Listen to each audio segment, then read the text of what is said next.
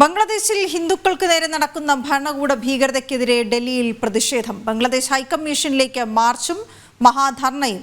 വിവിധ ദേശീയ പ്രസ്ഥാനങ്ങൾ സംയുക്തമായാണ് പ്രതിഷേധത്തിന് ഇപ്പോൾ നേതൃത്വം നൽകുന്നത്. അതിന്റെ തത്സമയ ദൃശ്യങ്ങൾ കൂടിയാണ് കാണുന്നത്. ഗൗതം അനന്തനാരായണൻ ചേരുന്ന വിവരങ്ങളുമായി. ഗൗതം, കാണാം, വലിയ തരത്തിലുള്ള ഒരു ജനക്കൂട്ടം തന്നെയുണ്ട് ഈ പ്രതിഷേധ വഴിയിൽ. വിവരങ്ങൾ എന്താണ്?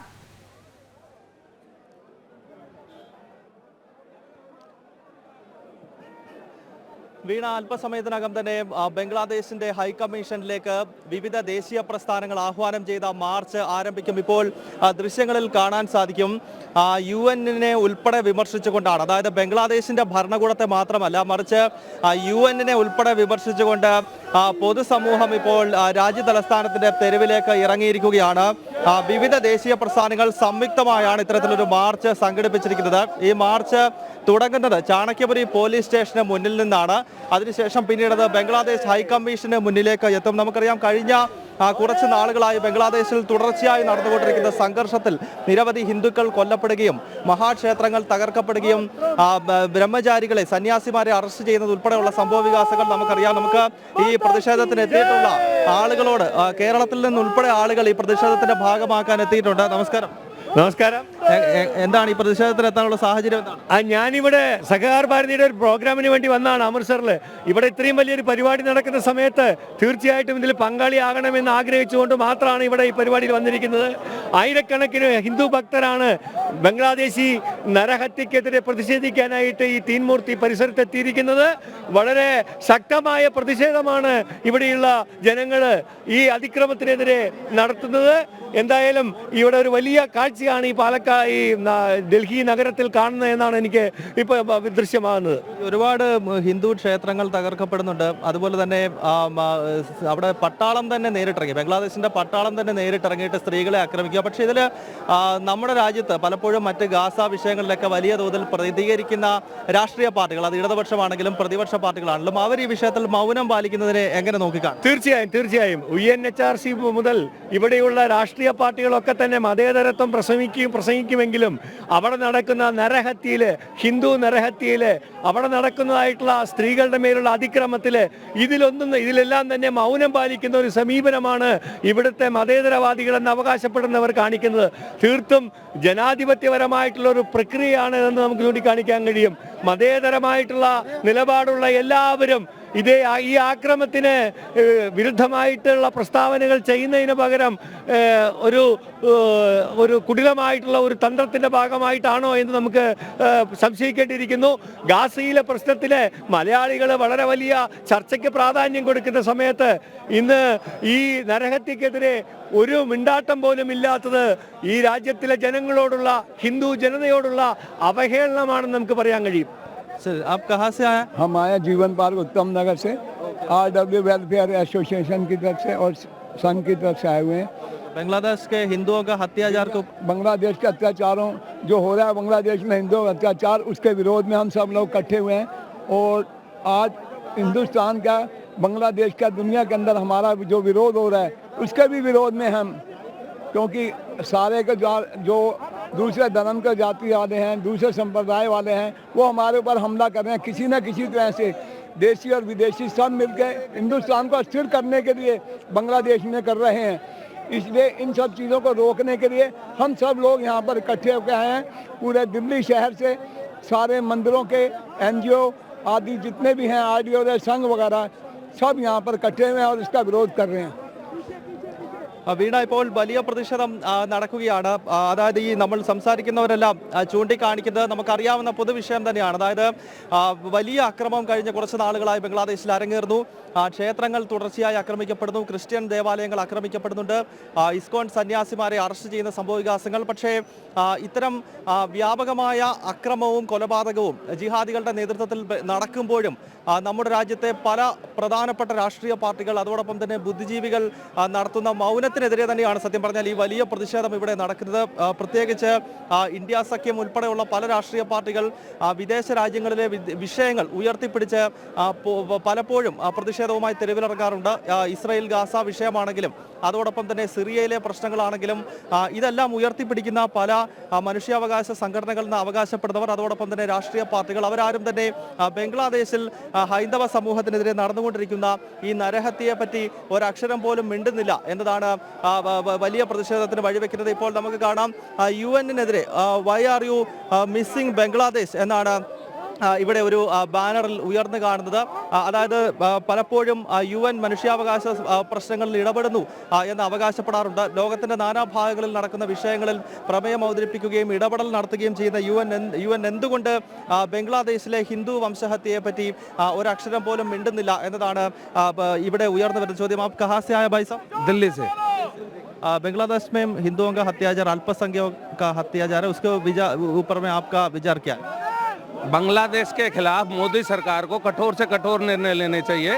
बांग्लादेश को भारत सरकार ने मोस्ट फेवर्ड नेशंस की लिस्ट में रखा हुआ है, उसको तत्काल प्रभाव से मोस्ट फेवर्ड नेशन से बाहर किया जाना चाहिए और सारी सुविधाएं बंद करनी चाहिए। अन्यथा वहाँ पर भारत और उसके बाहर के जितने भी हिंदू हैं उनके खिलाफ हम अच्छा कोई संदेश नहीं दे पाएंगे।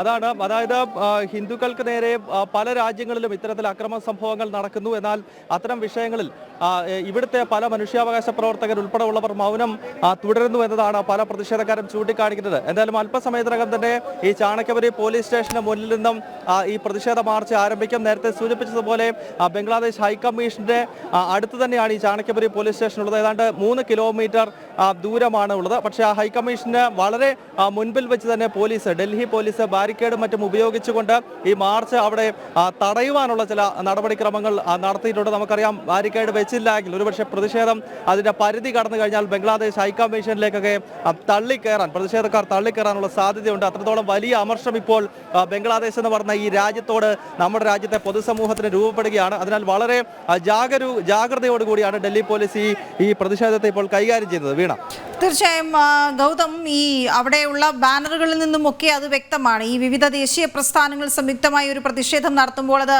ബംഗ്ലാദേശ് ഹൈക്കമ്മീഷൻ ഓഫീസിലേക്ക് നടത്തുമ്പോൾ, അത് ആ നാട്ടിൽ നടക്കുന്ന ഹിന്ദു വേട്ടയ്ക്കെതിരെ ആ നാടിനോടുള്ള ഒരു പ്രതിഷേധമാണ്.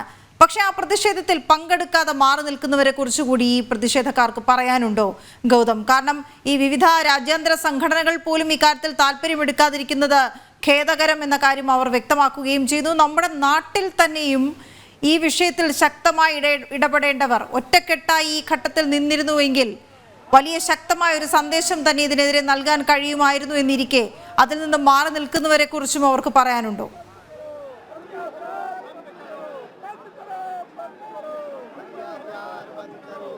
വീണ, അത് തന്നെയാണ്. അതായത് ഇവിടെ ഉയർന്നു കാണുന്ന പല ബാനറുകൾ, പല ഫ്ലെക്സ് ബോർഡുകൾ, അതിലെല്ലാം UN-നെതിരെയുള്ള പ്രതിഷേധം കാണാം. അതോടൊപ്പം തന്നെ മറ്റ് സാംസ്കാരിക നായകർ, പ്രത്യേകിച്ച് ഗാസ വിഷയമാണെങ്കിലും അതുമാത്രമല്ല, നമുക്കറിയാം ഇറാഖിൽ 10,000-കണക്കിന് ആളുകളെ കൂട്ടക്കുരുതി ചെയ്ത സദാം ഹുസൈനെ തൂക്കിക്കൊന്നപ്പോൾ നമ്മുടെ കേരളത്തിൽ ഉച്ച കഴിഞ്ഞ് LDF-ന്റെയും UDF-ന്റെയും ഹർത്താലായിരുന്നു എന്ന് നമ്മൾ ഓർക്കണം. അജ്മൽ കസബിനെ പോലെ, അതായത് മുംബൈ എന്ന് പറയുന്ന ഭാരതത്തിന്റെ വാണിജ്യ തലസ്ഥാനത്ത് 2008 നവംബർ മാസം 26-ന് വലിയ ഭീകരാക്രമണം ആസൂത്രണം ചെയ്ത അജ്മൽ കസബിനെ തൂക്കിലേറ്റിയപ്പോൾ നമ്മുടെ കേരളത്തിൽ വലിയ പ്രതിഷേധം നടത്തിയ സംഘടനകളുണ്ട്. അതോടൊപ്പം തന്നെ അഫ്സൽ ഗുരുവിനെ പോലുള്ള ഭീകരന്മാർ, ഭാരതമെന്ന ഈ രാജ്യത്തിന്റെ ജനാധിപത്യത്തിന്റെ ശ്രീകോവിലായി നാം കാണുന്ന നമ്മുടെ പാർലമെന്റ് ആക്രമണം ആസൂത്രണം ചെയ്ത അഫ്സൽ ഗുരുവിനെ 2013-ൽ നമ്മുടെ രാജ്യം തൂക്കിലേറ്റുന്ന സമയത്ത് അതിനെതിരെ പ്രതിഷേധിച്ച ആളുകൾ ഉള്ള രാജ്യമാണിത്. അങ്ങനെയുള്ള ആളുകൾ എന്തുകൊണ്ടാണ്, അങ്ങനെയുള്ള സാംസ്കാരിക നായകരും അത്തരം കമ്മ്യൂണിസ്റ്റ് ഇടത് പ്രസ്ഥാനങ്ങളും അല്ലെങ്കിൽ ദളിത് പിന്നോക്ക വിഭാഗങ്ങൾക്ക് വേണ്ടി വാദിക്കുന്നവരുമൊക്കെ എന്തുകൊണ്ടാണ് ബംഗ്ലാദേശിൽ ഹൈന്ദവ സമൂഹത്തിനെതിരെ വലിയ പീഡനം ജിഹാദികൾ നടത്തുമ്പോൾ, ജമാഅത്തെ ഇസ്ലാമി നടത്തുമ്പോൾ അത് കണ്ടില്ലെന്ന് നടിക്കുന്നത് എന്ന പ്രസക്തമായ ചോദ്യം ഉയർത്തിക്കൊണ്ട് തന്നെയാണ് ഇപ്പോൾ വലിയ പ്രതിഷേധ പ്രകടനം മഹാധർണ വിവിധ ദേശീയ പ്രസ്ഥാനങ്ങളുടെ നേതൃത്വത്തിൽ രാജ്യതലസ്ഥാനത്ത് നടക്കുന്നത്. നമുക്ക് ഈ ബോർഡുകളിലൊക്കെ കാണാൻ സാധിക്കും. Bangladesh remember 1971, Indians are your freedom fighters എന്നതാണ്. അതായത് വളരെ ചരിത്ര പ്രാധാന്യമുള്ള ഒരു ഫ്ലെക്സ് ആണ്, ഒരു പോസ്റ്ററാണ് ഇദ്ദേഹം ഇവിടെ എഴുതി വെച്ചിരിക്കുന്നത്. അതായത് 1971 ബംഗ്ലാദേശ് എന്ന് പറയുന്ന രാഷ്ട്രം രൂപപ്പെടുന്നതിന്റെ അടിസ്ഥാനപരമായ കാരണം നമ്മുടെ സൈന്യം നടത്തിയിട്ടുള്ള വിമോചന പോരാട്ടം തന്നെയാണ്. ആ പോരാട്ടത്തിനിടയിൽ ആയിരക്കണക്കിന് ഭാരതത്തിന്റെ സൈനികർക്ക് തങ്ങളുടെ ജീവിതം ബലിദാനം നൽകേണ്ടി വന്നിട്ടുണ്ട്. അപ്പോൾ അതിനെയൊക്കെ കൃത്യമായി തന്നെ ഓർമ്മപ്പെടുത്തിക്കൊണ്ടുള്ള പ്രതിഷേധം നടക്കുന്നു. ബംഗ്ലാദേശ് എന്ന് പറയുന്ന രാജ്യം രൂപപ്പെട്ടത് തന്നെ ഭാരതത്തിന്റെ ഔദാര്യത്തിലാണ്. അന്ന് ഭാരതത്തിന്റെ സൈന്യം ഇടപെട്ടില്ലായിരുന്നുവെങ്കിൽ ഒരുപക്ഷെ ഇന്നത്തെ പാകിസ്ഥാന്റെ ഭാഗമായി തന്നെ വലിയ അവികസനത്തിന്റെ ഭാഗമായി ബംഗാളി ഭാഷ സംസാരിക്കുന്നവരോട് എല്ലാ കാലത്തും കാണിച്ചിരുന്ന അവഗണന അതിപ്പോഴും ബംഗ്ലാദേശിൽ തുടർന്നേരെ. പക്ഷെ അന്ന് ഭാരതം നടത്തിയ ആ നിർണായകമായ ഇടപെടലിനെ തുടർന്നാണ് ഈ ഒരു പുതിയ രാഷ്ട്രം രൂപപ്പെട്ടത്. പക്ഷെ അതേ ഭാരതത്തിന് വിരുദ്ധമായി ഇപ്പോൾ ബംഗ്ലാദേശിൽ ജിഹാദികൾ പ്രവർത്തിക്കുന്നു. അതേ ഭാരതത്തിനെതിരായ ചിന്താഗതി അവിടെ പ്രചരിപ്പിക്കാൻ ശ്രമിക്കുന്നതാണ് വലിയ തോതിലുള്ള അമർഷത്തിന് കാരണമാകുന്നത്. നമുക്ക് ദൃശ്യങ്ങൾ കാണാം. ഇസ്കോണിന്റെ ഫ്ലെക്സ് ബോർഡുകൾ ഉയർത്തിക്കൊണ്ട് ഈ നടന്നുകൊണ്ടിരിക്കുന്ന ഈ കലാപത്തിൽ ഏറ്റവും കൂടുതൽ അക്രമം നേരിട്ടുകൊണ്ടിരിക്കുന്നത് ഇസ്കോണിന്റെ ആളുകളാണ്. കാരണം ഇസ്കോണിന്റെ നിരവധി ക്ഷേത്രങ്ങൾ ഇതിനകം തന്നെ തകർക്കപ്പെട്ടിരിക്കുന്നു. ഇസ്കോണിന്റെ ഏറ്റവും പ്രമുഖ സന്യാസിയായ കൃഷ്ണദാസ് പ്രഭുവിനെ അറസ്റ്റ് ചെയ്തിട്ട് 2 ആഴ്ച കഴിഞ്ഞിരിക്കുകയാണ്. അദ്ദേഹത്തിന്റെ ജാമ്യാപേക്ഷ പരിഗണിക്കുവാൻ ബംഗ്ലാദേശിലെ കോടതികൾ തയ്യാറാകുന്നില്ല. ഈ വസ്തുതയൊക്കെ നിലനിൽക്കുകയാണ് ഇപ്പോൾ ഇസ്കോണിന്റെയും ധാരാളം പ്രവർത്തകർ പ്രതിഷേധവുമായി എത്തുന്നത് നമുക്ക് ദൃശ്യങ്ങളിൽ കാണാൻ സാധിക്കും. വീണ, ബംഗ്ലാദേശിൽ ഹിന്ദുക്കൾക്ക് നേരെ നടക്കുന്ന ഭരണകൂട ഭീകരതയ്ക്കെതിരെ ഡൽഹിയിൽ നടക്കുന്ന പ്രതിഷേധത്തിന്റെ തത്സമയ ദൃശ്യങ്ങളാണ് കാണുന്നത്. ബംഗ്ലാദേശ് ഹൈക്കമ്മീഷനിലേക്ക് മാർച്ചും മഹാധർണയും നടത്താനൊരുങ്ങുകയാണ് വിവിധ ദേശീയ പ്രസ്ഥാനങ്ങൾ സംയുക്തമായി. അത് ചാണക്യപുരി പോലീസ് സ്റ്റേഷൻ പരിസരത്ത് നിന്ന് ആരംഭിക്കാൻ പോവുകയാണ്. അതിൻ്റെ ദൃശ്യങ്ങളും മുന്നൊരുക്കങ്ങളുമാണ് കണ്ടത്. ഒപ്പം ഈ മഹാധർണയിൽ പങ്കെടുക്കുന്ന ആളുകളെയും നമുക്ക് കാണാൻ കഴിഞ്ഞു. ഗൗതം വിവരങ്ങൾ നൽകുകയായിരുന്നു.